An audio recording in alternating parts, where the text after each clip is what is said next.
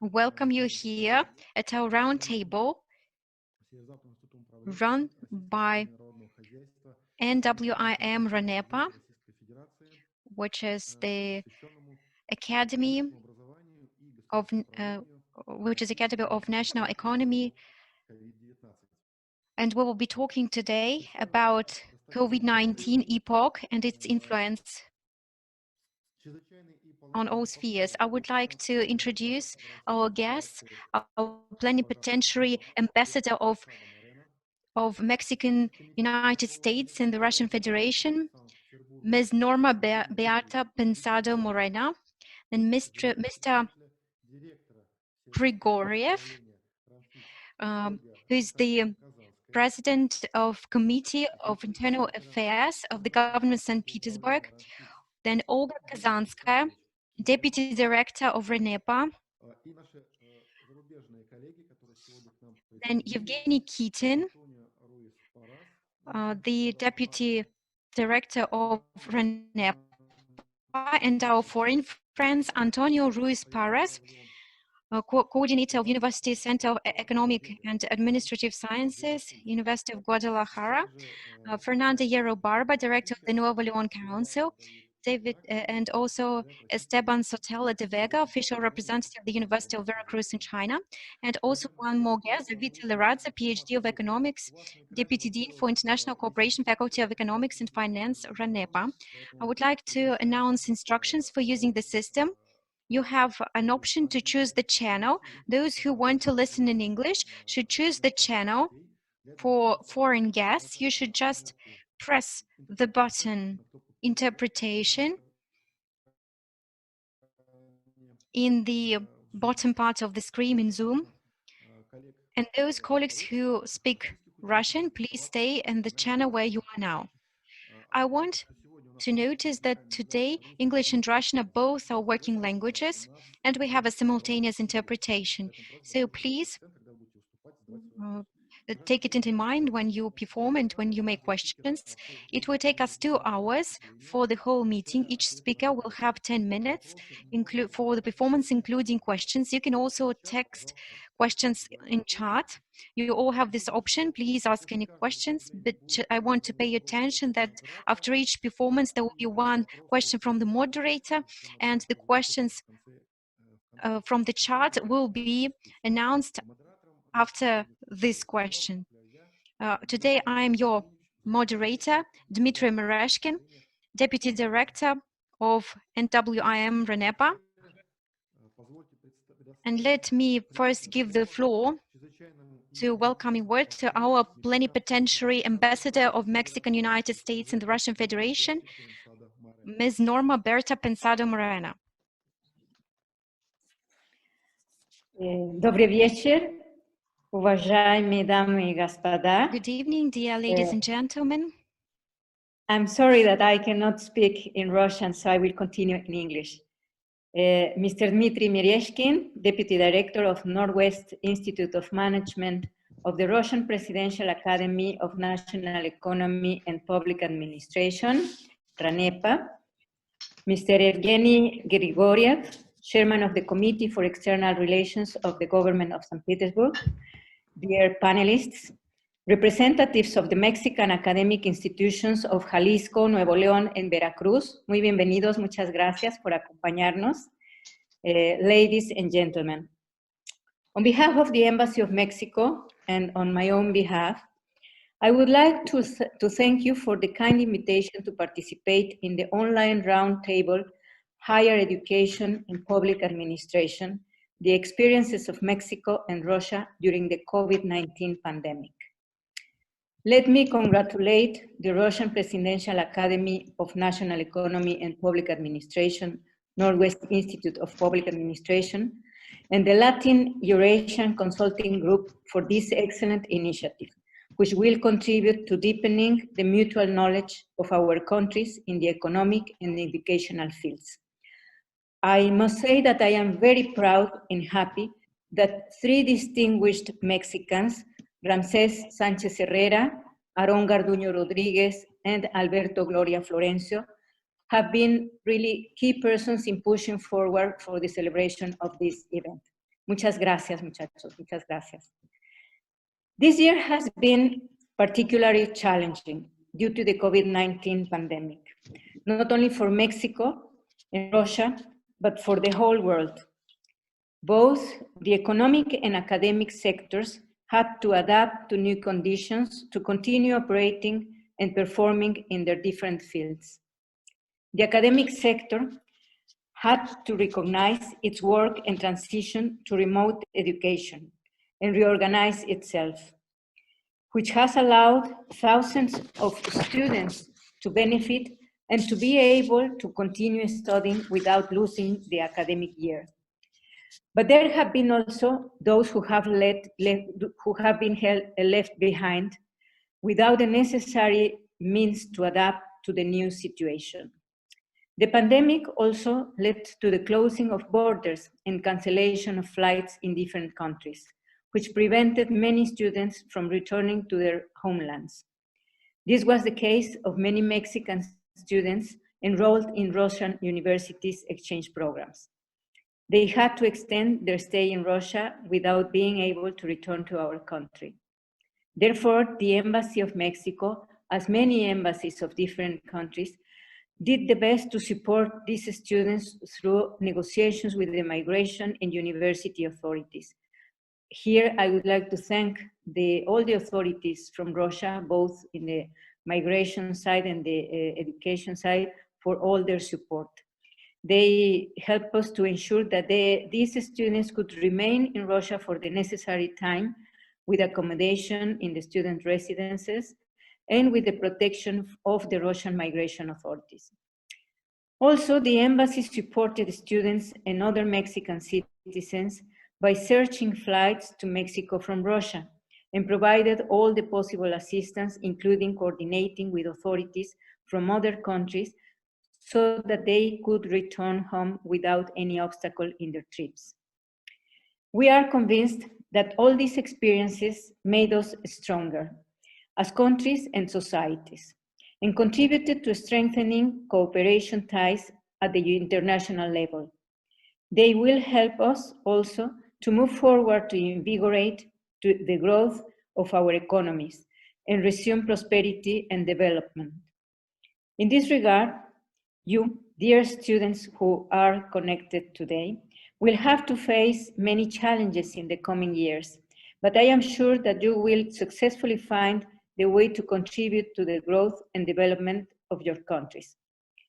Finally, I would like to use this opportunity to mention that this event is taking place in the year of the celebration of the 130th anniversary of the establishment of diplomatic relationships between Mexico and the Russian Federation.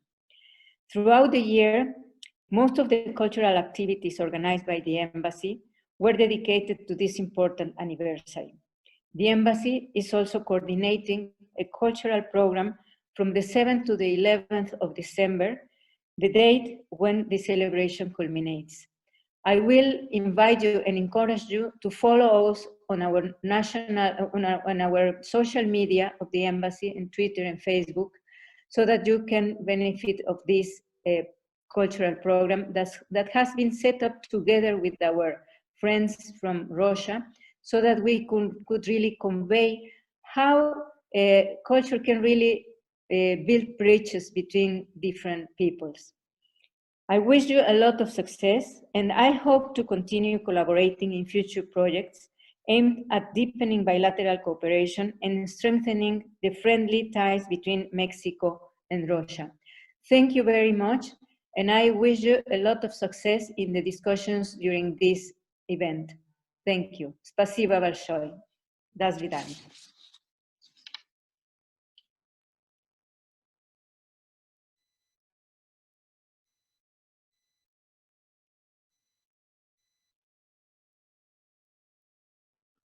Уважаемая Норма Pensado, благодарю вас за теплые... So, dear Norma Pensado, thank you very much for your heartful words. Dear colleagues, I would like to give now the floor to President of the Committee of Internal Affairs in the government of St. Petersburg, Mr. Evgeny Grigoriev.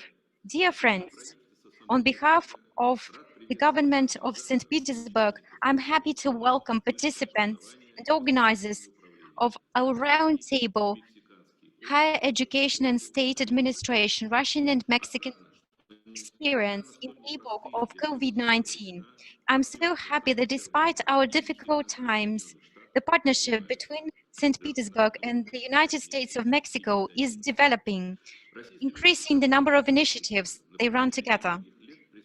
For many years, we have very friendly and trustful relationships between two nations, and our contacts are always growing. St. Petersburg has established very tight communication with our partners in Mexico since 2013, and a range of cultural exchanges and projects of scientific character have been performed. Representatives of Guadalajara signed a contract for cooperation between St. Petersburg and the Guadalajara administration, and we can characterize our communication as very stable. Our external trade turnover is first increased, but recently there was a decrease. So we hope that in the future we will be continuing developing in this direction, promoting science, promoting other spheres. Despite the distance which separates us, we have so much interest among our citizens for Mexican culture and educational methods. More than 30 students and postgraduate students study in St. Petersburg from the states of Mexico. More than 40 students took part recently in programs run between the universities of our cities. There are 18 bilateral contracts signed between St. Petersburg and Mexican universities, and I consider that St. Petersburg and Moscow have potential for enlarging our cooperation in scientific and other directions.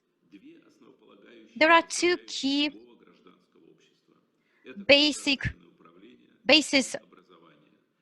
of every project in the state. It's administrative part and educational part. And of course, under circumstances of coronavirus, we see so much problems appearing everywhere. So specialists all around the world are looking forward to find most suitable solutions. And we hope that a lot of initiatives will be created more, not only to solve problems, but also to progress in our perfect relations between Mexico and Russia. Thank you very much for your welcoming word. Dear colleagues, now I would like to give the floor to the Director of NWIM-RANEPA, Vladimir Alexandrovich Shamakhov. Unfortunately, due to COVID-19 situation, Vladimir didn't have a chance to be present at the conference, but he sent us his words, which I will be reading for him on his behalf. So, dear respectful plenipotentiary ambassador of the United States of Mexico, dear Russian colleagues, we welcome you on behalf of our RANEPA Academy, on behalf of our city, at this roundtable. Of course, time impacts us a lot, and we have some obstacles all around the world. Nevertheless, thanks to technical solutions we have in the 21st century, we can still communicate and maintain our relationship at a good level. I'm so much happy that our respectful Plenipotentiary Ambassador of Mexico, Norma, Bertha, Pensado, Moreno, is present today with us. It's such an honor for us. And we are happy together to announce this 130th anniversary of establishment of relations between us. Of course, our relationships really date back to a long time ago, and we can say that it's a so good tradition established between us. And people from Russia often visit Mexico, and the way back, Mexican people always visit Russia. We have a lot of high-level meetings here. And Mexico today is one of the key Latin American partners with Russia. And of course, it is the basis of our productive reciprocal communication to respect each other and to maintain this heartful and friendly relationships. At the modern stage of Russian-Mexican communication, we can characterize them as partnership which respects deeply traditions and all characters of these two countries. We very deeply communicate with the University of Guadalajara, one of the leading universities of Mexico, having a very glorious history. And RANEPA, Academy and University of Guadalajara communicate with each other on the basis of special program, and we will create even more interesting events and collaborations between our universities. In the sphere of scientific researchers, political researchers, I want to thank you all for taking part in this event, for finding time. And I also want to emphasize the contribution Latam Eurasia Consulting Company made from the Mexican side.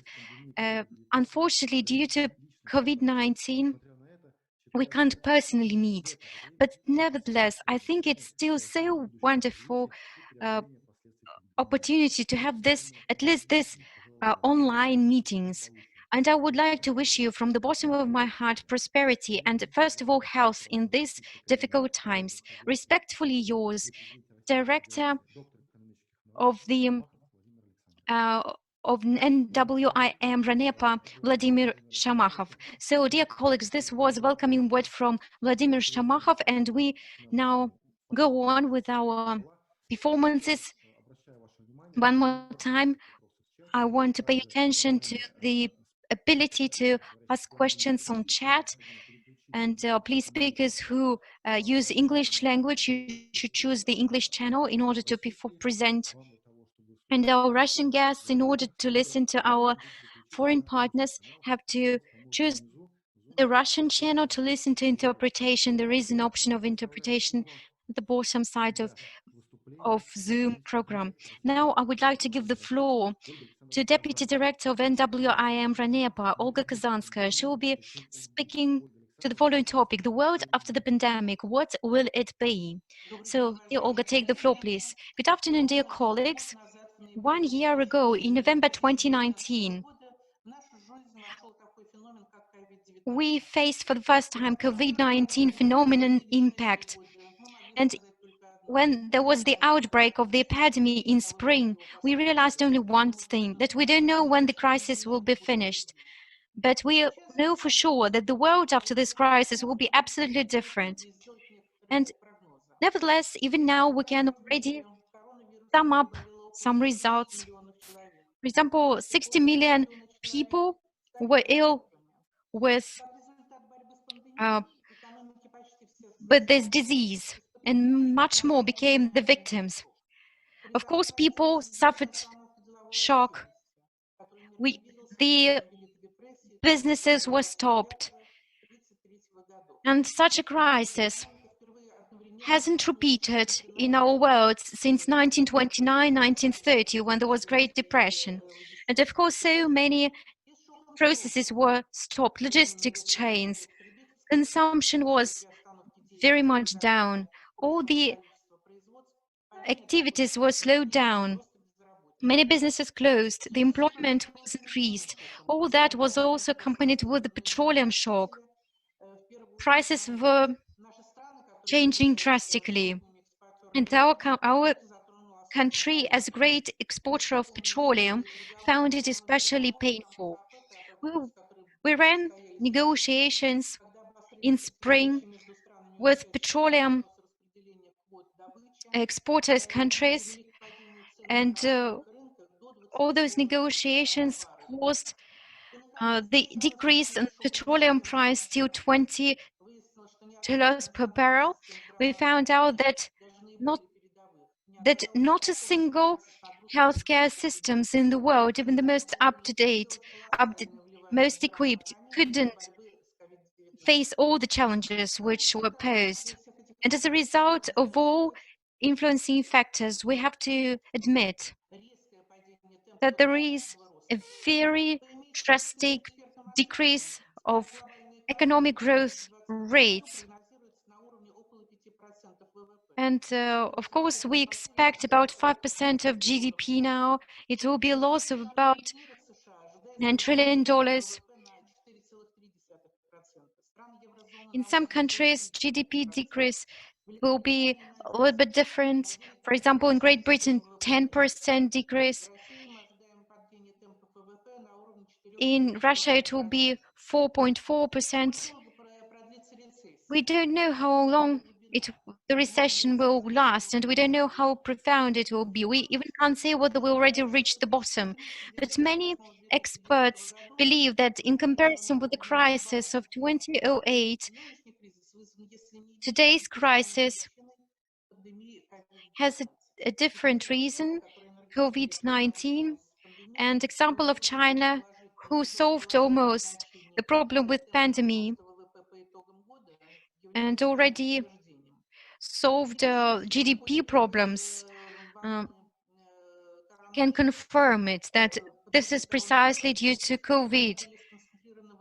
Most countries were focused on fighting pandemic, and of course, great expectations were laid upon vaccination abilities. You know that for now, already 3 countries declared that they are ready till the end of this year to put on the market their vaccine. They declared the prices and the volumes of production for 2020, 2021. However, these figures indicate that it's very difficult to rely on vaccination in a broad sense recently. So within several years, we'll have to somehow manage in these difficult conditions.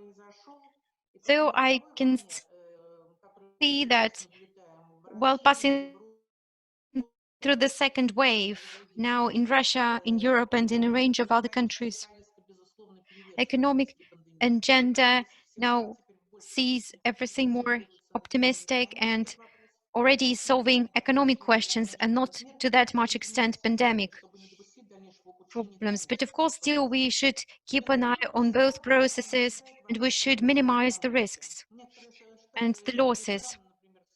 Some countries like the US and Australia started a very wide support of population and consumption level. Small and medium business suffered most, so they are supported also by the authorities. Also, countries support liquidity of national economies. And no doubt,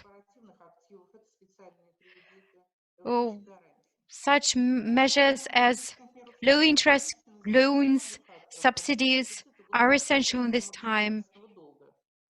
We should also think about state debts and take care of anti-crisis measures.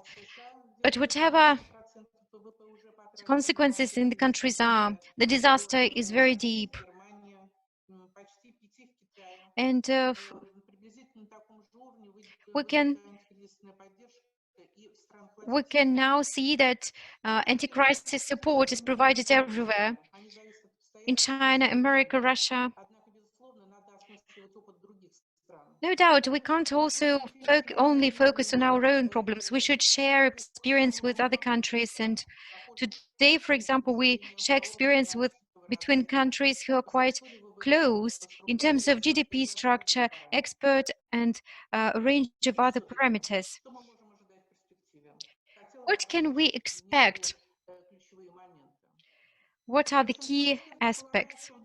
Most experts believe that in 2021 we will see the growth of world economy by 5.5%, and not a single economy except for China will not be able to come back to the previous level.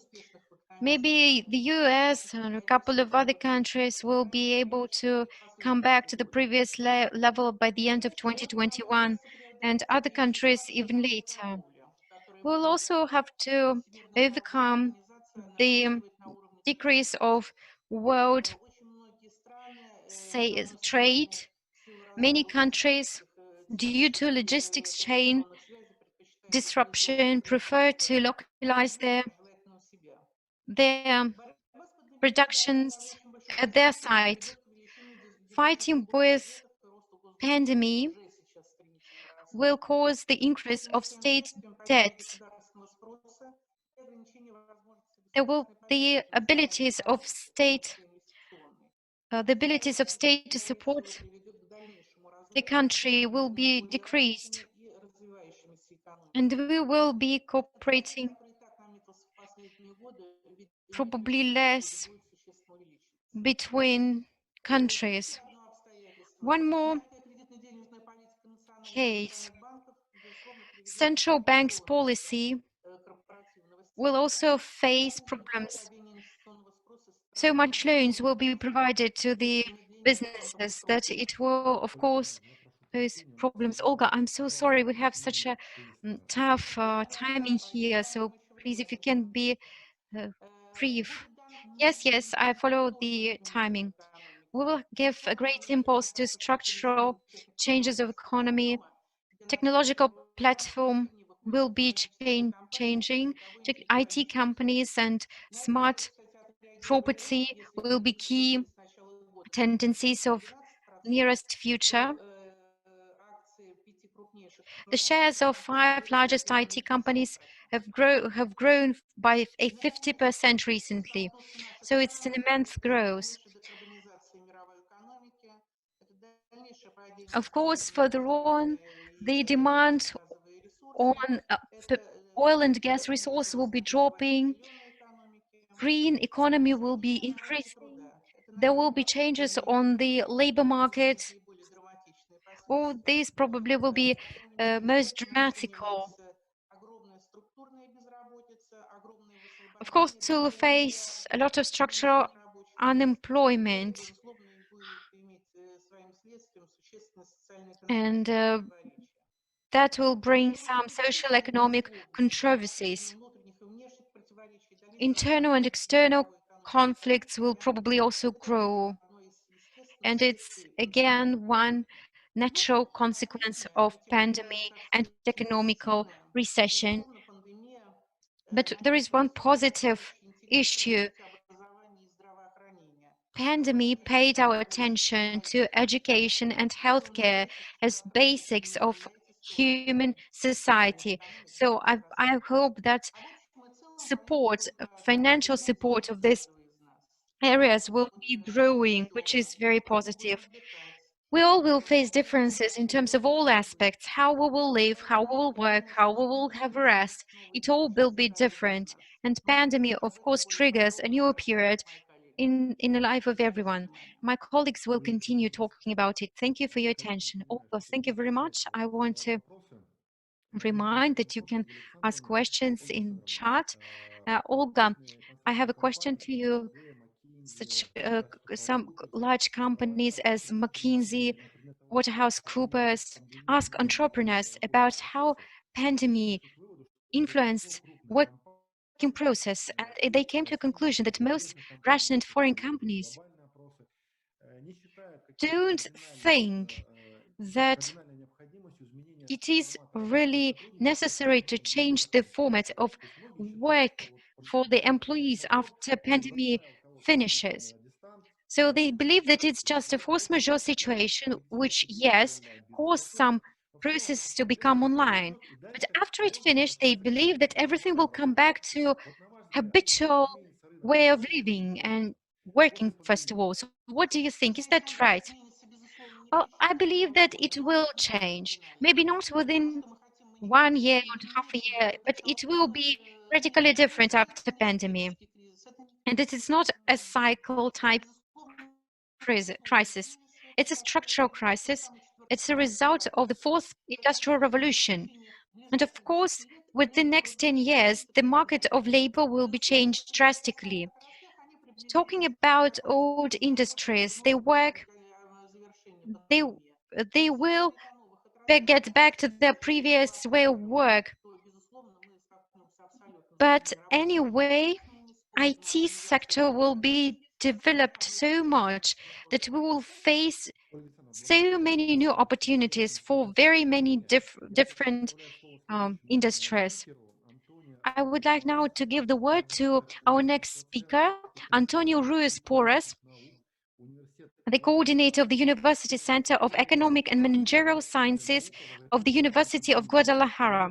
The topic is the data and open science during global pandemic, the case of Jalisco COVID-19 economy platform. Dear Antonio, please take the floor. You have 10 minutes for it, 7 minutes in the question. Thank you. Good morning, Mexico. Good evening, Russian Federation. And first, I'm very happy to be here, to be invited by RANEPA, the University of Guadalajara, and the Latam Consulting Group, so to talk about this important issue. Well, I'm going to start sharing my screen.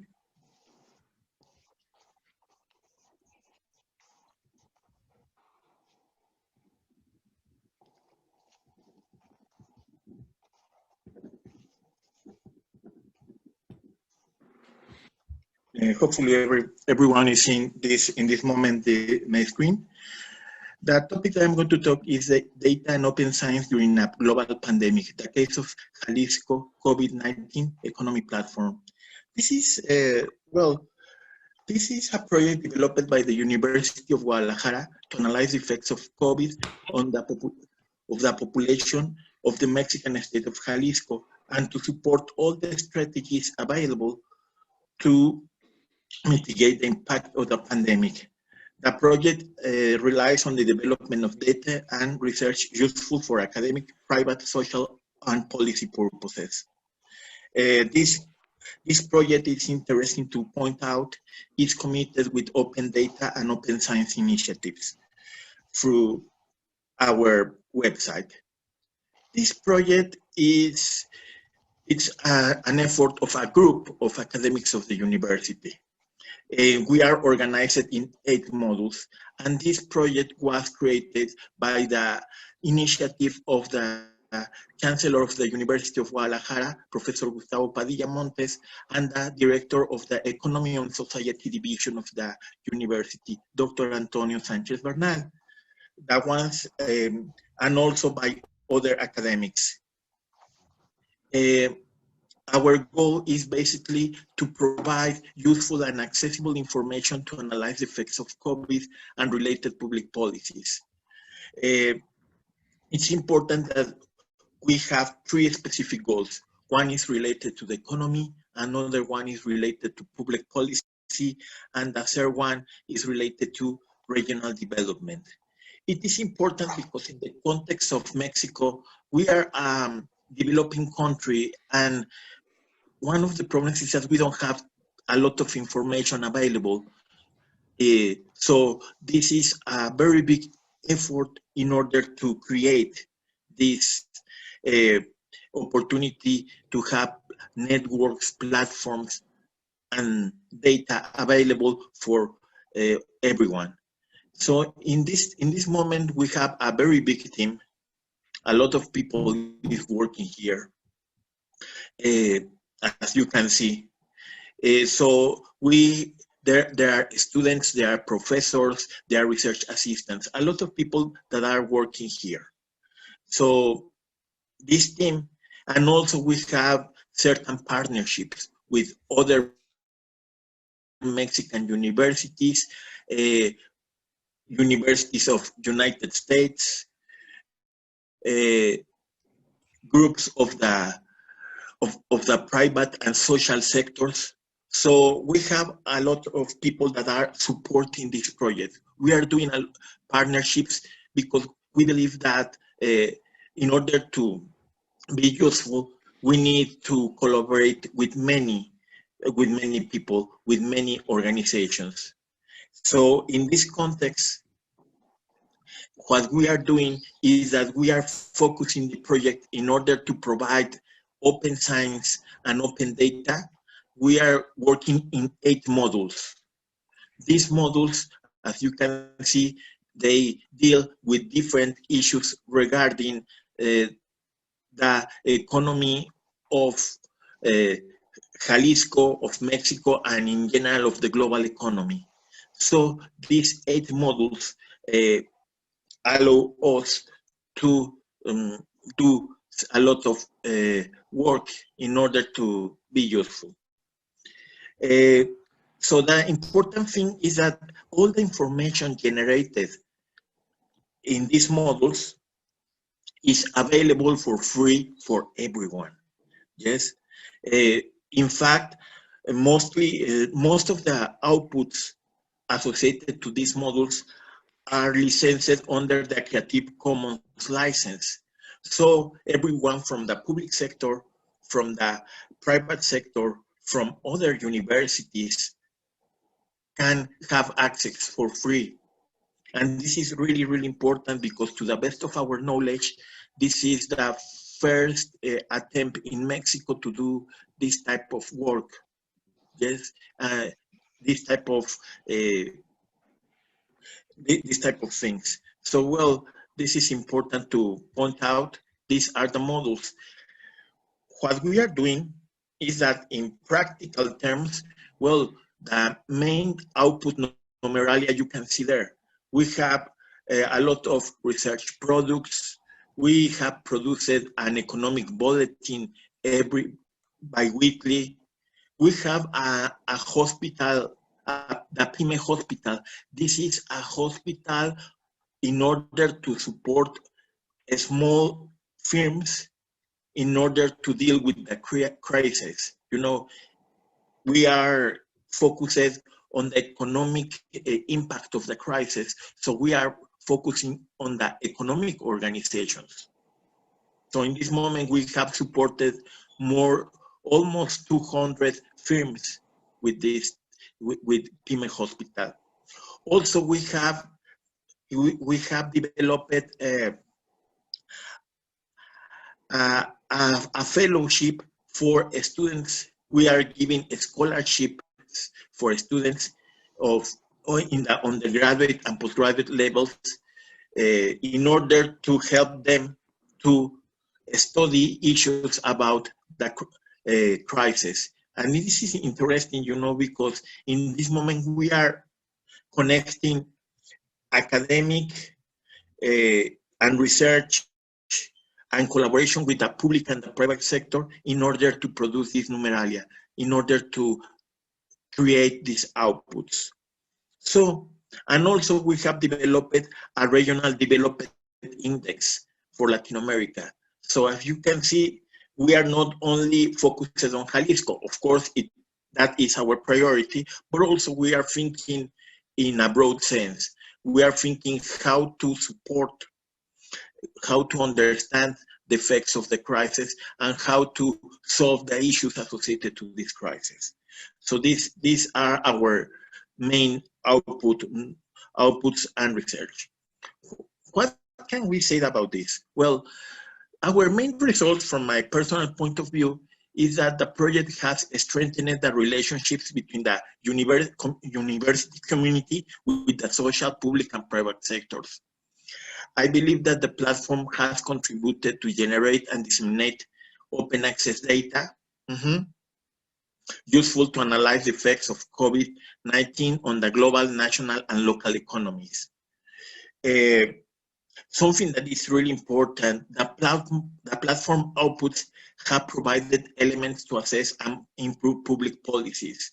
This is really important because despite of being only at the beginning an academic effort, at the end of the day, politicians, policymakers in the states have used our results in order to assess the impact of the lockdown. They have used our outputs to assess the impact of COVID in certain industries, on certain types of firms, and also they have used our results in order to improve public policy. So, well, this is important, and I want to emphasize this. And also, well, as I told you, the Pyme Hospital has contributed to support local private firms by providing them with several services. And I should emphasize, these services are for free. All of this is completely free, you know, and this is something that I should point out. We need to develop further this platform. So we expect to do forums, interactive maps, you know, in this moment, Антонио, я вас прошу придерживаться регламента. Are important. Пожалуйста, финализируем. And, well, so... Antonio, sorry, we're actually short of time, so please follow the timing if possible. Okay, yes, only the last thing I want to point out is that, well, I want to invite you to this, to follow us. These are the main websites. So, well, we will be very happy if you follow us, see this information, because as I told you, it's completely free and for everyone. Thank you.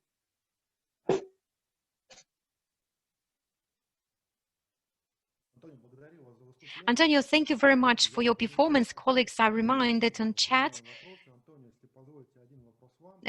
We would like to ask you a question about the future of digital platforms. Today, many experts think the same, that the blossom of collaboration systems for students and professors and other people are due to COVID situation, and that after we win pandemic, they believe that the effectiveness of all these platforms will decrease because there will be no more necessity. What do you think, whether it's true or not, whether this hypothesis is right? Does such platforms have future even after pandemic is over? Yes, I believe that they have future, definitely. At least to the best of my knowledge, there are not equivalent platforms or ways of obtaining information, you know. For many people that live in small towns, it's the only way to obtain information about the local, national, and international arena. So I really believe that these things are going to stay for long. Probably they will change the name. Probably we will not have the COVID surname in the future, but definitely I believe that they will survive and they will be very useful because they have proven in this moment that they are useful, not only for the public sector, but also for the private sector and the social sector.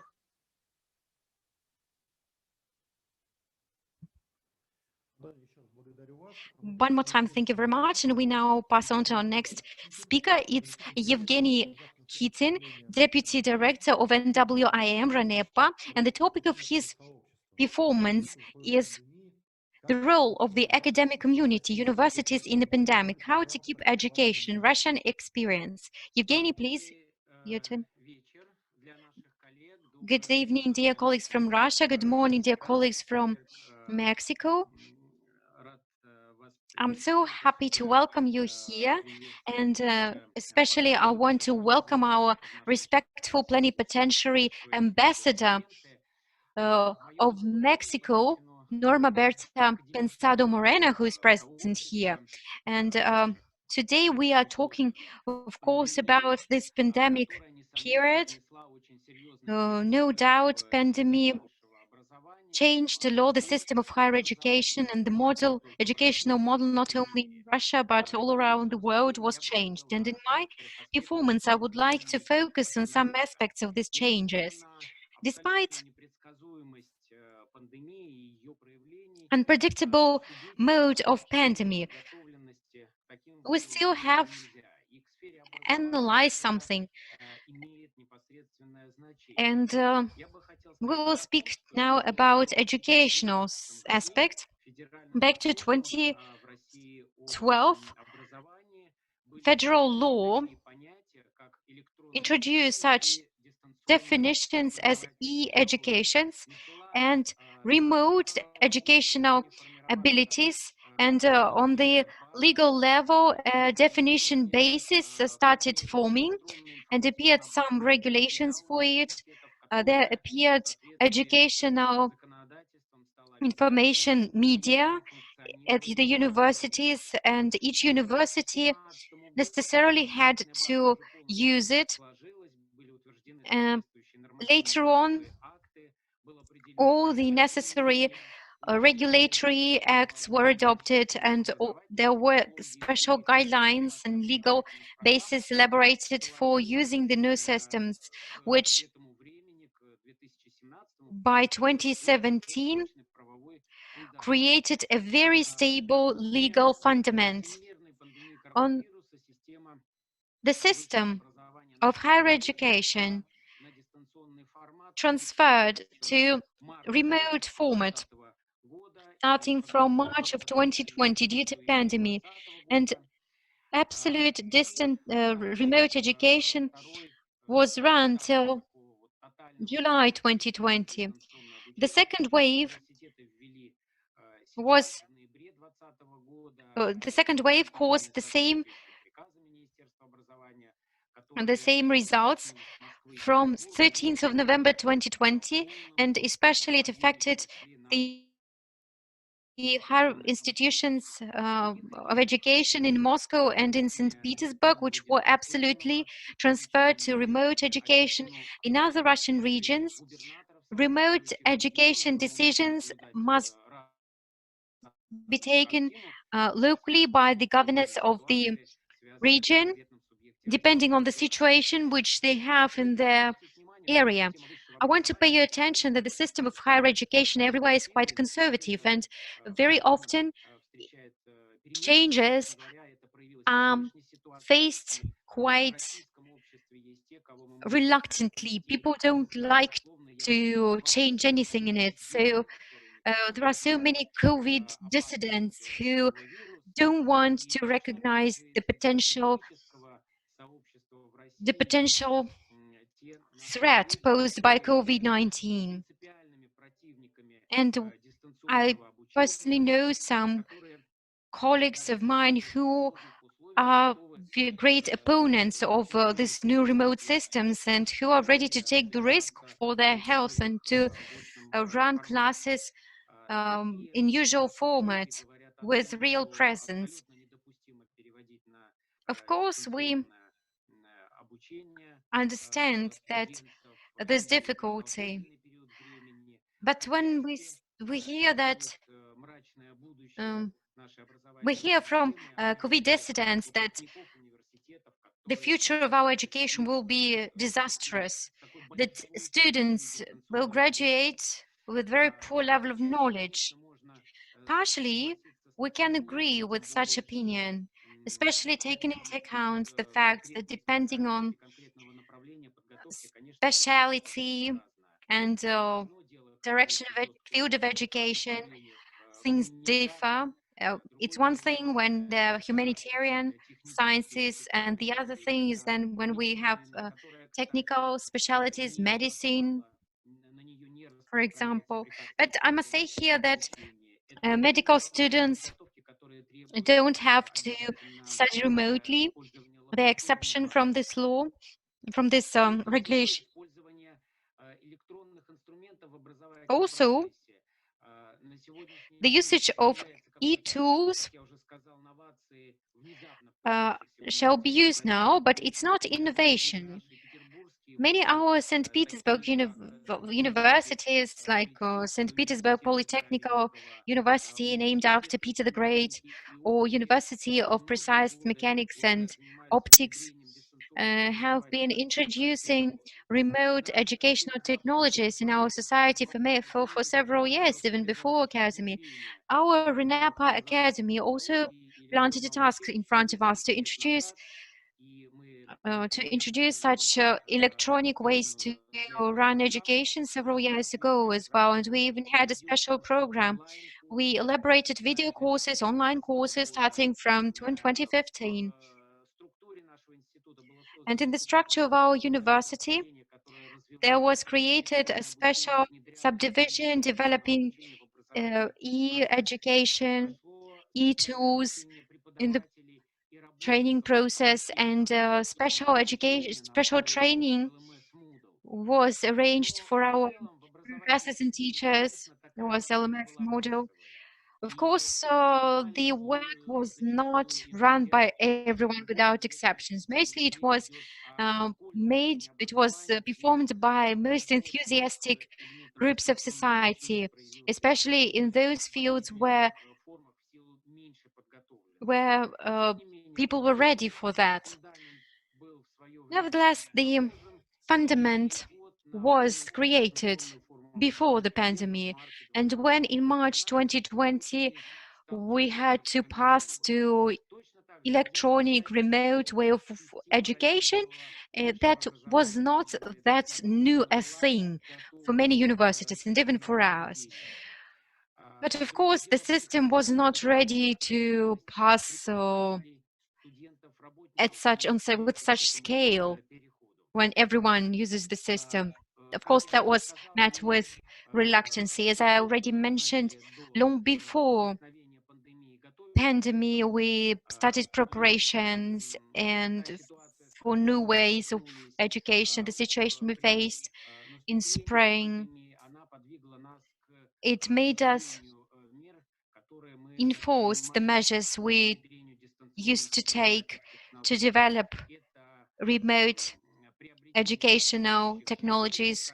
We acquired some licenses, software, and special attention here must be drawn to proctoring system, enabling us to pass exams in online mode and also defend thesis in online mode, examination works. We created for our professors a special cloud hub where we placed all necessary documents, legal acts to be used by professors and teachers, methodology materials, life hacks were also added to this cloud hub, and everything that might be useful for all the specialists. The level of preparation, the level of readiness among the teachers and professors was very different. For some, it was quite easy. For others, it was much more difficult.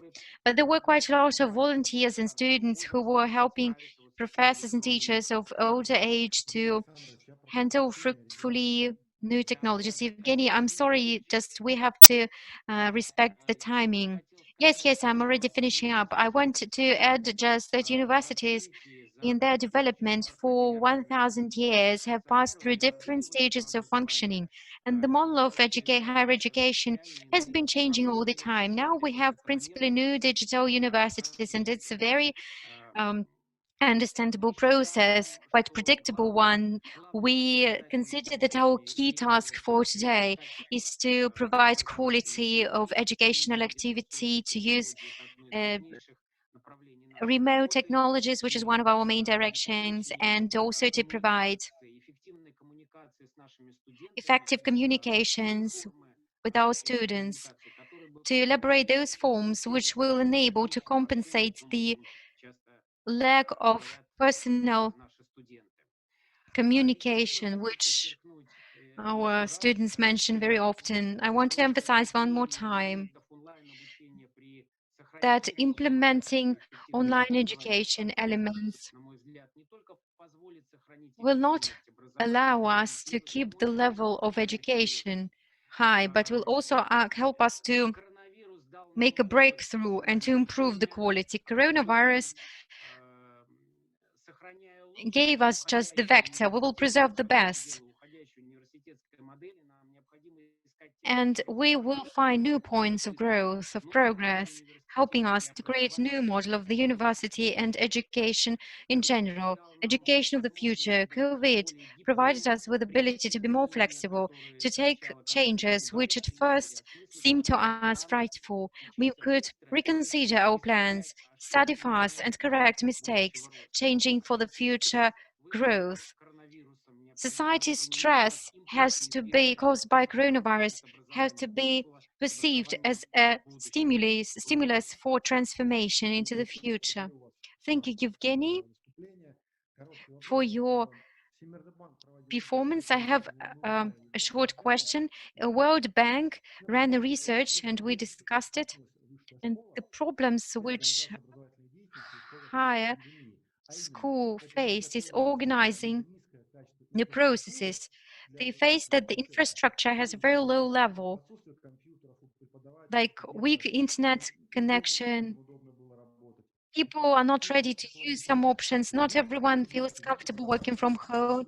And another problem is the lack of skills that both students and teachers couldn't effectively arrange communication in the framework of the process. Can you please share with us how the Institute solved the problem? Yes, it is. It was really a great challenge we faced, and I partly already answered that. If we talk about teachers and professors, there was a great work performed to train teachers to use these programs, educational programs. Of course, they had different levels of new instrument tools usage. So we provided technical support for such teachers. Nowadays, we have special room well equipped and enabling teachers and students to run effectively such classes from these rooms. But we, of course, can't omit students' contribution. We as university had to support those students who, due to some circumstances, didn't have some necessary technical facilities. Of course, there was not an often event, but sometimes people had to people lacked cameras or computers, so we had to assume responsibility for this to arrange the process running smoothly for all students without exception. Thank you very much. We also have a question to you, but we will answer it after all presentations. And now I would like to give the floor to our next speaker, Ana Fernanda Hierro Barba, Director of the Nuevo León Council. And the topic is Sustainable Development Agenda during the Global Pandemic, the Nuevo León case. Please, Ana, take the floor. Hi, hello. Thank you very much for having me here. I'm very happy to be with you today. I'm not sure if you can see my presentation. Can someone tell me? No, we can't see your presentation, unfortunately. Okay, give me 1 second. I'm going to try again. Here we go. Can you see it now? Okay. Yes, now we can see it. All right. So again, thank you very much for having me here. It's really a pleasure. I'm going to try to be brief. Basically, I just want to tell you what we do in Consejo Nuevo León and how we've been working with the pandemic in order to address one of our main processes. Consejo Nuevo León is an organization devoted to strategic planning and evaluation of the public policies in the state to enhance our society's well-being. We are basically in charge of preparing for the challenges that the future evokes from now with the cooperation of diverse sectors. We are an organization that combines the social organizations along with government through an advisory and consultative public body, which is non-partisan and which transcends electoral cycles. We integrate the experience and knowledge of members from civil society, academia, the private sector, and the government. And what we do is we basically plan and evaluate public policies to ensure the sustainable development of Nuevo León. So what we've been doing and what we have to do by law is every 3 years, we have to revise our strategic plan. Our strategic plan has a 15-year long period. And we started doing this process in 2019.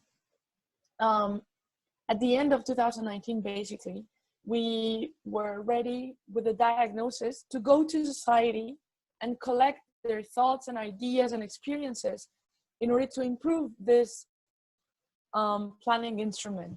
But the pandemic arrived. So we were forced to rethink our entire planning process, because here's the thing, with a society as unequal as Nuevo León's or Mexico in general, when you try to do planning and you try to incorporate the vision of as many people as you can, you usually have to go door to door and ask them questions and get them involved in discussions and do some polling. But in this case, we weren't able to do that. So what we tried to do was to innovate a little bit through a series of platforms. Basically, what we did is we created a platform that you can use on your cell phone or on your computer, and we placed there the drafts of the strategic plan so that anyone could see it. We were able to get over 1,700 comments from people, and again, Monterrey is a city of 5 million people, so it was challenging. But the main thing that we got was that we were able to invite different institutions like the United Nations, the federal government, 4 universities, different investigational research centers here in Nuevo León, companies, NGOs, and business chambers, in total 30 of them, so that inside their institutions they could go and present our document, get feedback, and then provide us with what we call institutional position papers. And through these papers, we were able to get feedback that we didn't expect, because it was very specialized, it was very comprehensive, and it was very detailed on what we had provided. Usually, as you must know, most of the public consultations and planning processes are usually for validation. You give them a final statement and they just tell you whether they like them or not. But the new opportunity we got through this process was that we were able to actually involve each of these institutions in a co-creative process. They were able to not only give us their opinion, but actually to get involved in the creation process of our planning strategy. So that was very good. And the other thing we did was create another platform for our monitoring platform, or our monitoring and evaluation indicators platform. So usually, you know, each strategic plan has an indicator for each objective, which tells you whether or not you're advancing through time. And in this case, most indicators, we were going to be able to do them with our local experts, but because of the pandemic, we could actually reach national experts on each topic.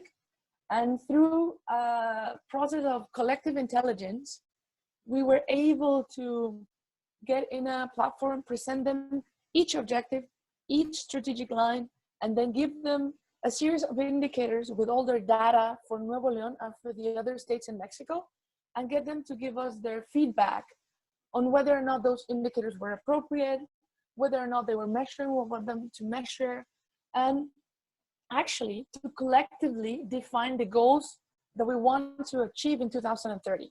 So while the pandemic was very challenging, we were able to use these new technologies and to connect with people that we would otherwise probably have not been able to reach, and to create new processes of innovation in planning, which were actually very enriching for our processes. So afterwards, we also got in line with a process that was done by the OECD, in which we were wondering how had the pandemic affected the government today and what we could expect towards the future. You know, when we were doing the strategic plan and the pandemic hit, we were thinking, how good is this plan going to be if with just the arrival of the pandemic, all our priorities changed? What you had in a document which said that you had to promote sustainable transport and that you had to incorporate, you know, citizenship participation through events in public spaces, all these things that you had in the document were suddenly invalid, right? So what we tried to do is get into a public discussion online.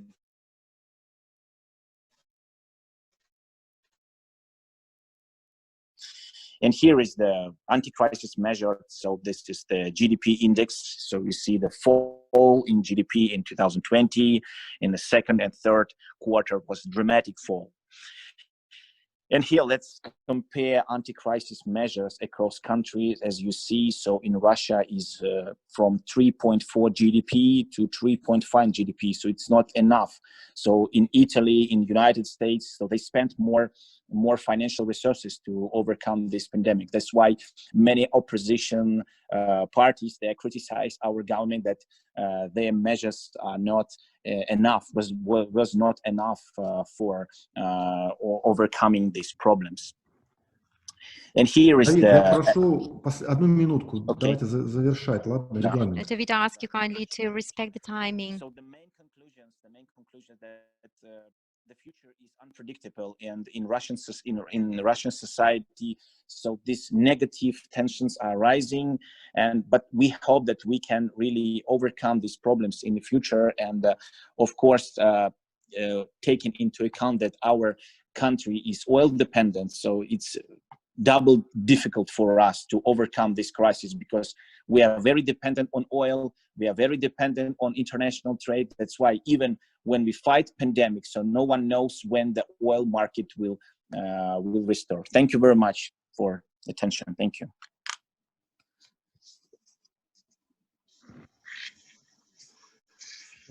Давид, спасибо за экономический анализ. David, thank you very much for your economical analysis of pandemic consequences in the Russian Federation. I have a simple question to you. Of course, you mentioned that we have a structural crisis, and Olga also mentioned it. We ran statistics on how industries changed in our economy. Of course, service sector suffered a lot, but there are some industries which increased. What do you think? Is it reasonable for the state to support those industries who prove to be economically inefficient in conditions of total structural crisis?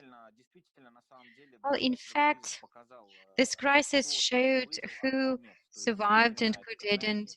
It's like the law of universe, of nature, when the strongest survives.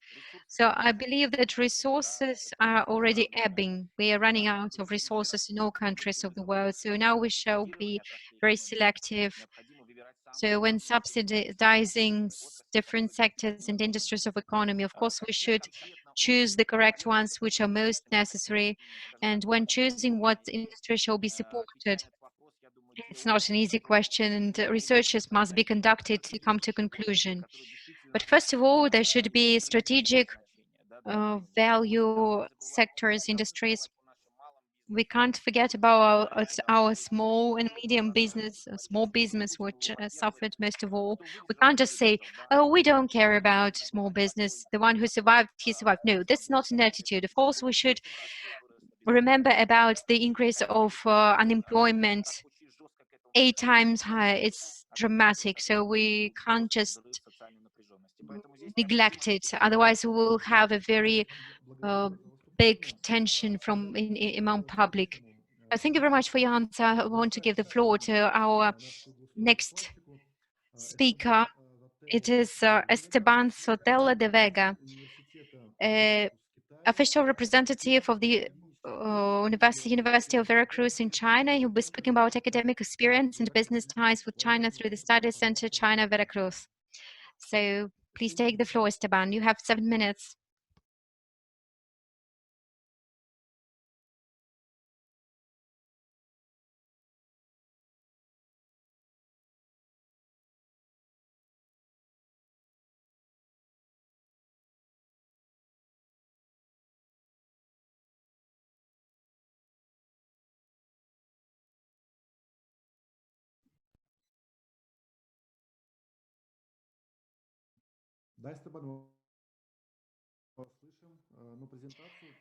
We can hear you, but please, if possible, make the presentation larger for the whole screen.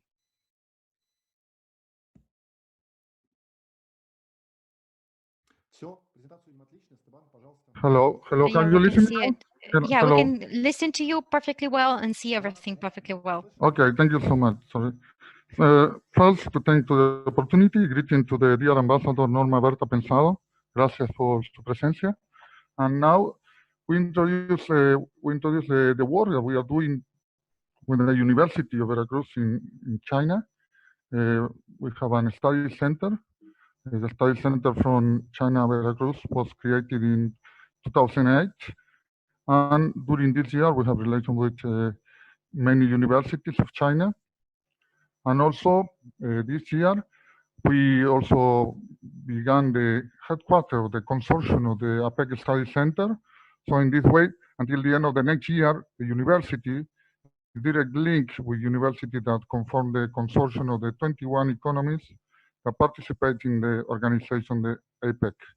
Also, we have in the Veracruz Study Center, China Veracruz Study Center, we have educational programs like, for example, we have 3 now, the Master in Economics and Society of China and Latin America, the Virtual Diplomat of Culture and Business in China, and also the Business Diplomat between China and Mexico, that we have doing that for 13 years in China. And this is very interesting because we support the micro, small, and medium enterprise.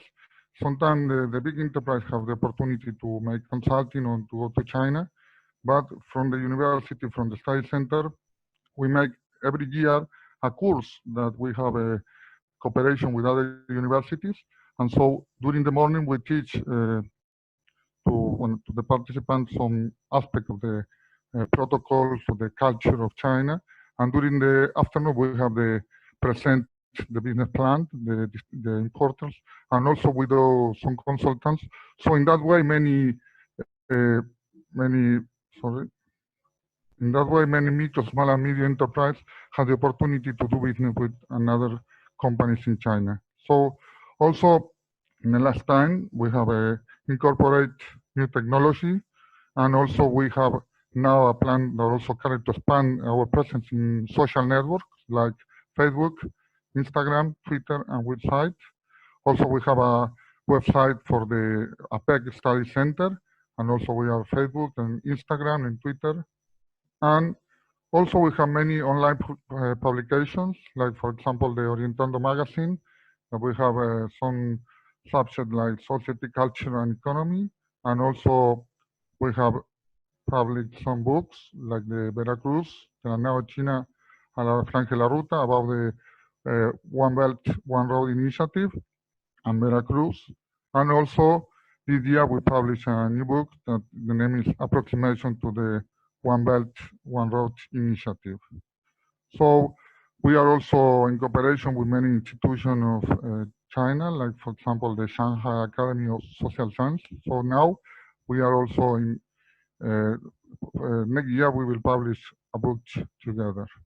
And also we did many webinars. Like for example, we have webinars related with the tourism about China and Mexico. Also a webinar related with the history of Veracruz and China. We have many related with the micro small enterprise and the opportunities in China. Also we have some webinars related with the e-commerce, and also we are focused in the One Belt, One Road initiative. So we have some of them related with the history and also with the future of the One Belt, One Road initiative and the possibilities to Latin America and to Mexico. In that way, also, we have a panel discussion about the opportunities of the Mexican enterprise in China. And in that webinar, we have the president of the MECCHAM, that is a Chamber of Mexico in China. And also we have some conference related with the Asia Pacific relation. So this is the webinars that we have this year, almost 15. So it's a very important way to spread the communication and also to have the relation with China and Asia Pacific.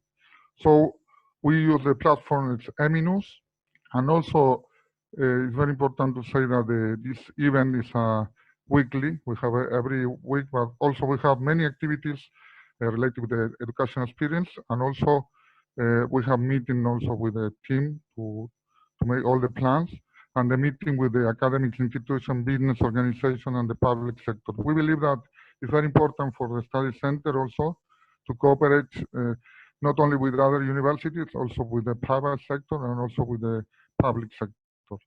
So we, in that sense, the COVID-19 generated a new economic social situation that demand a greater effort from academic institutions. So the civil society demands from organizations like universities answer to problems that unemployment, poverty, disappear or the weakness of the small and medium-sized enterprise, and increase the imbalance between regions. For this reason, within the framework of the strategic work program, in the next period, we work in coordination with the public and private sectors that recognize these demands. So I want to thank for the opportunity. Muchas gracias. Спасибо.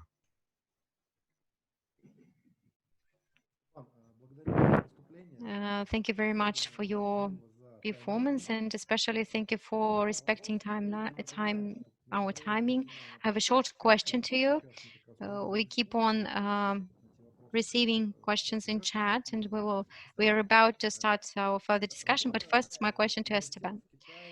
So, the work of university in China from Mexico is mostly due to readiness of universities and states to such collaboration.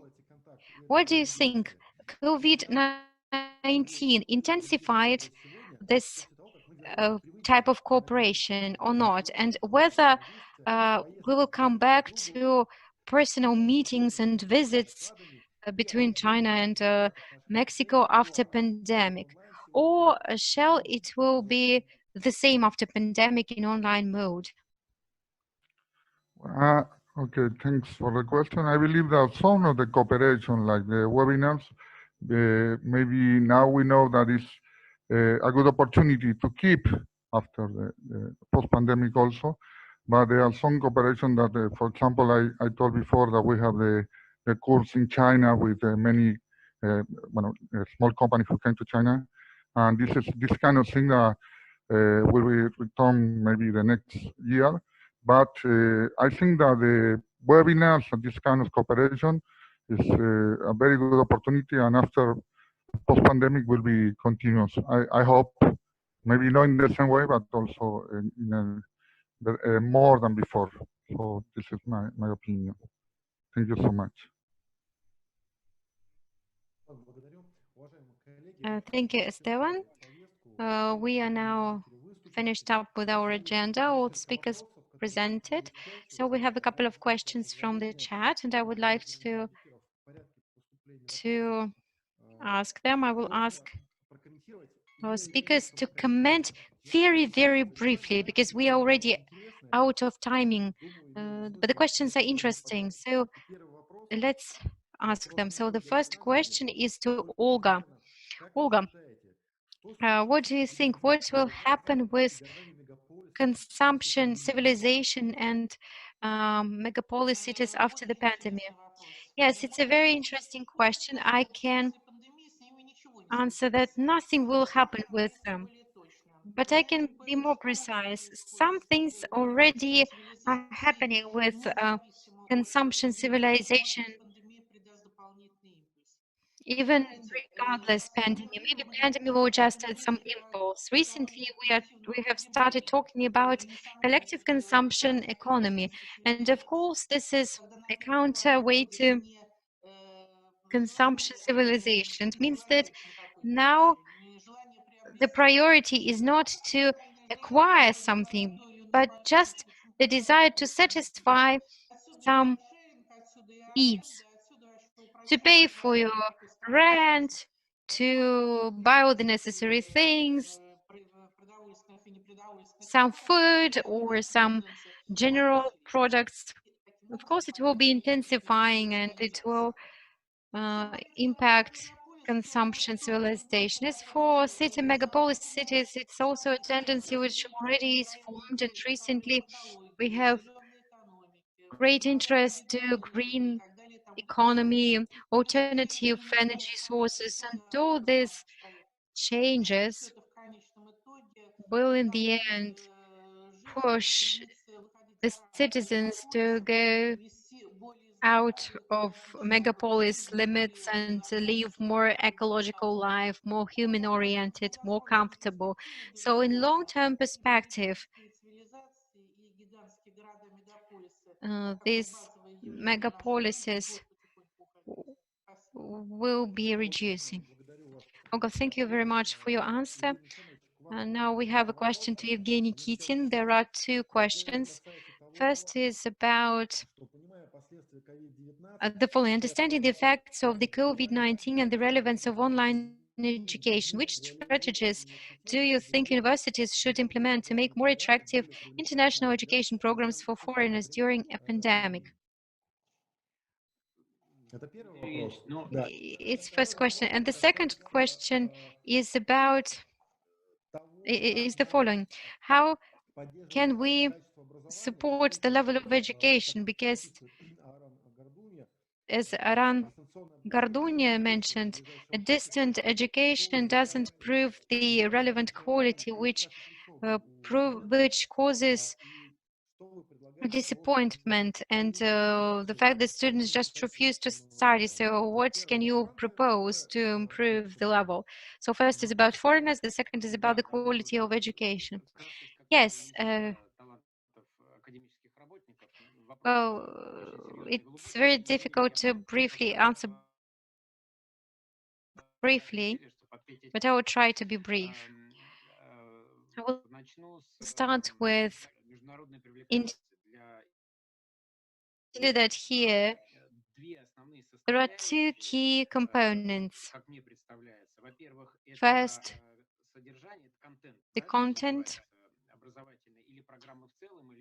of the program on the whole and its parts, its universal character, applicability of this content in the country where our foreign students come from, because a student in such case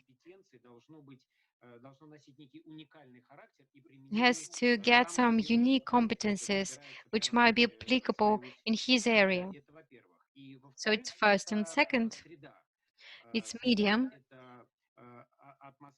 environment, comfortable level, infrastructure which satisfies the consumption, the demand. And finally is the view, as I call it, a view from your window, because St. Petersburg is in a very good situation here. Foreign students will be not happy coming to St. Petersburg. We'll be always pleased to come to our city because it is a very beautiful city. Talking about quality, I must say that first of all, there should be a demand for the quality, not just a passive position from students' side.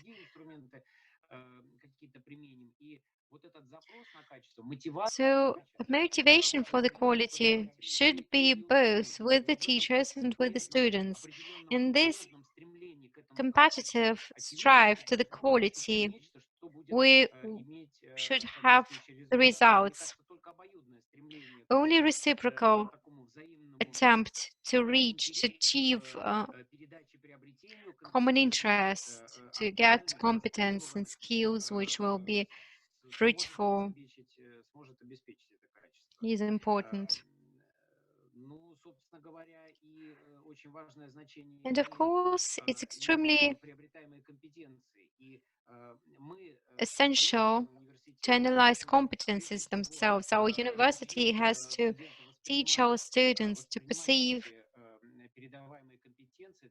our competencies correctly, understand how they can be applicable in our fast-changing world. They should become quick absorbing knowledge, adapt to world changes that will make the students able to evaluate the education as a high quality one. We have one more question to Antonio Ruiz. Respectful Professor Antonio, what kind of elements are critically important to make the platform you presented to be reproduced in other states of Mexico or in other countries even? Well, I believe that it is important, first of all, to know the resources of the university communities. Something that we realized is that many people were doing research about local issues, but this research were marginal in the sense that they were not the main interest research. So in the moment that we realized these things, what happened was that we were able to create a unified project. So it was very interesting to realize that this understanding of what people were doing was essential to create this thing. The second thing definitely was the organizational effort, because something that happens is that it's not only a matter of what people is doing, it's also a matter of how we can organize this into a project. So it requires a lot of organizational effort in order to allow people to know what they are doing. Also, the third thing is that I believe that something that we need is to understand what to communicate, to be able to communicate among people, because you realize after some time that there were 2 or 3 people working exactly the same issues, the same research issues, but nobody was aware of the other people. So in that moment, if you are able to communicate among the community, you can create teams. These teams were created as a result of meetings, and we realized that these marginal efforts at the end of the day were done by several people. So I believe that these things are really, really important. I emphasize it's a matter of organizational effort, a matter of understanding what people is doing, and also it's an issue of taking advantage of all the resources, human and infrastructural resources, of course. Thank you very much, Antonio, for your answer. We go to our next question. It's a question to Esteban. Dear Esteban, can you please analyze the interest to master's programs you mentioned in your report? What of them is most popular in China, and is there any correlation between interest to your programs and pandemic influence? Hello. The first thing I want to say is that it's very important for the student that want to know more about China or to work with China or to study in China to do the master. Also, we in the master we think about the cross-culture view about how to also to see how to cooperate with China. Well, the most important thing now is the master is online, so we have the possibility to do this master now, and the master also have a student from China and from Mexico, so they have also the opportunity to have many opinions on cooperation. This is the most important. I think also the master began 2 years before, of course, before the pandemic, but the always online, so now we can continue in the same way. And also, we are thinking about maybe next year to do more cooperation online related with also with student interchange. Thank you so much.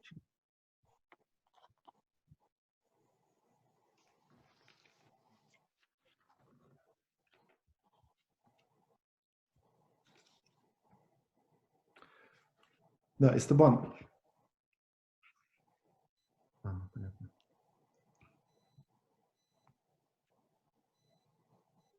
Эстебан, благодарю вас за... Esteban, thank you very much for your answer. Colleagues, we have a very interesting question from Ramses Sanchez, and it's a little bit, it is an integral question. I will paraphrase it in case Ramses is not against. And it is a question to all speakers. Dear guests, can you in brief comment this question, and we can finish up with this question, with the answer to this question. And I also would be grateful if our plenipotentiary ambassador can answer. The question is how the state overcomes digital gap to increase competitiveness of higher education.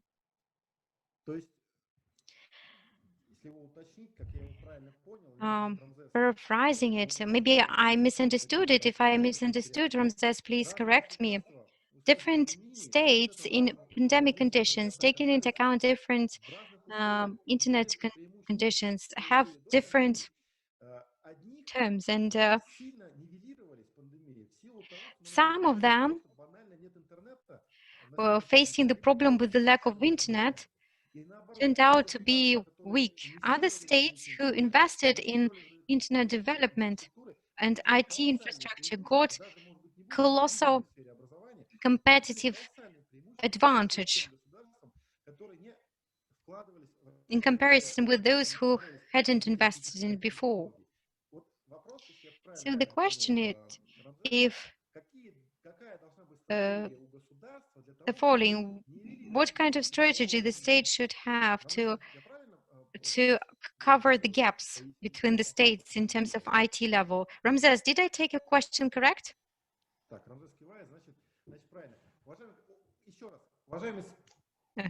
Ramses is nodding, so I think it's correct. Dear speakers, Correct. I will in brief ask each one to answer. What kind of strategies states have to overcome digital gaps to increase competitive advantage of systems of higher education? Olga, please, can you answer this question? How we can overcome the gaps? Yes, I can hear you.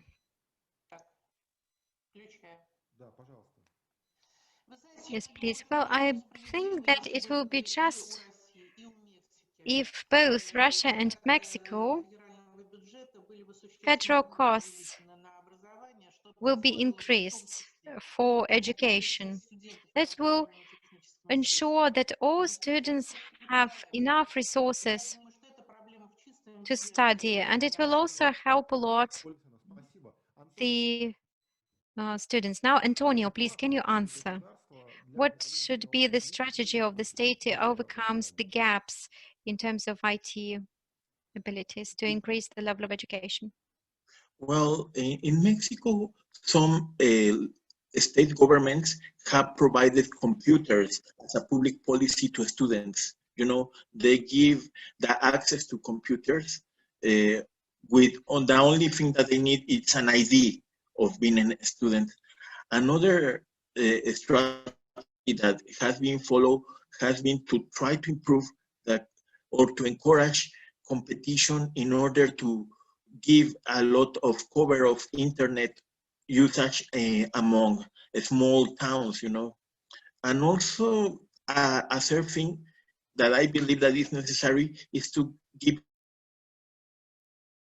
subsidies to the installation of infrastructure for internet, because one problem is that what happens is that they do not have the best internet connections, because firms do not have any incentives to provide them with this type of technology. So these, I believe, are some public policies that can encourage the use of IT and internet among students. Антонио, благодарю вас. Antonio, thank you very much. Now, Evgeny, please, Evgeny Kitin, briefly.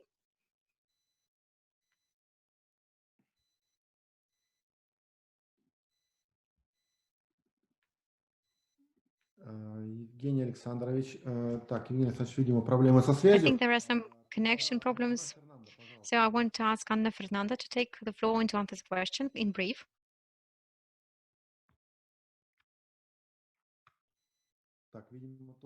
Anna? David? Are you with us? Yeah. To combine traditional forms of education and online form education. Yes, I think this is the best strategy. Спасибо. The best strategy, yes, for development, because if we use only online, so it can lead to degradation of the next generation, because eye contact, this is essential. Thank you. Thank you. David, благодарю. И последний. Thank you very much, David. And our last speaker, Esteban. What strategies should be performed by the state to overcome the risks connected with digital development, different states and on different territories?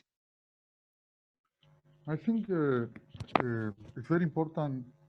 I'm not talking now about education, but maybe about the digitalization of the companies, especially the small companies, because e-commerce will be a future way to do business. So the digitalization of these kind of companies is very, very important to survive, not only to do business. So in that way, also, I believe that the e-commerce also is related with the infrastructure. Sometimes some companies are maybe in a situation that they have the e-commerce connection, but maybe the infrastructure is not enough to do the business like in that way. So I believe that the government has to promote the digitalization of the companies, and also infrastructure could be a problem. Thank you so much. Esteban, благодарю. Коллеги, у нас последний вопрос.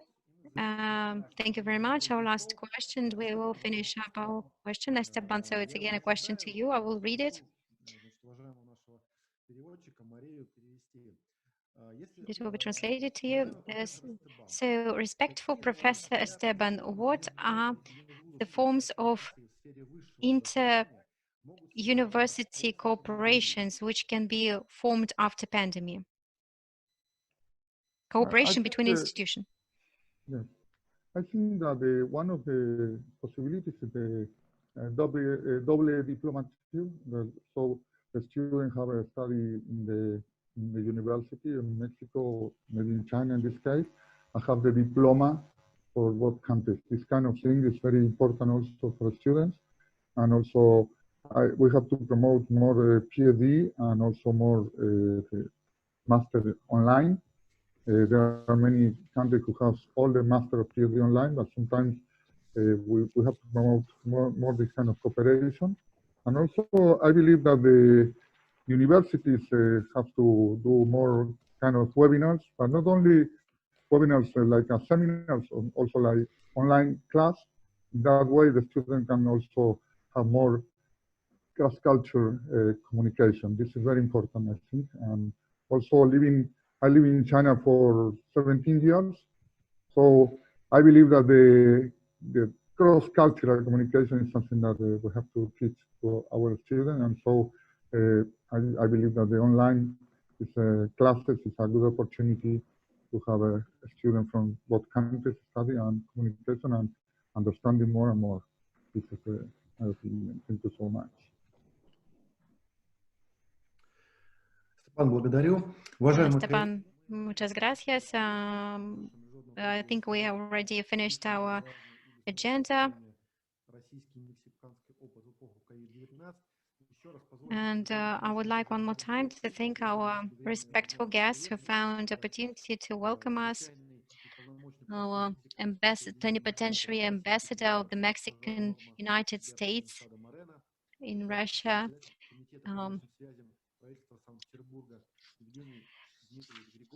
Ms.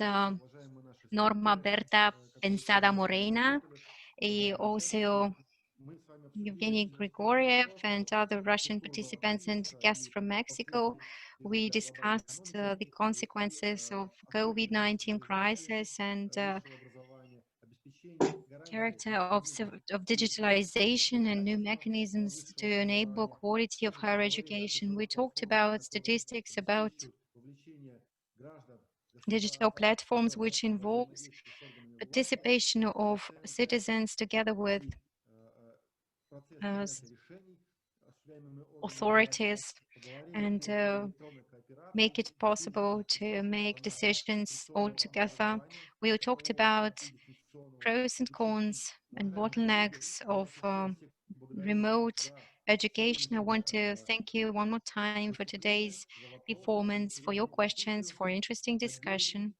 And I do hope that we will see again. And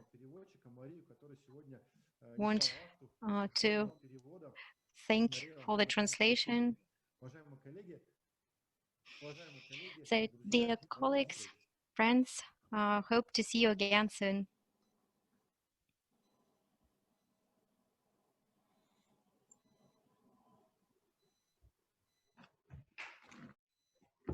Thank you. Thank you so much.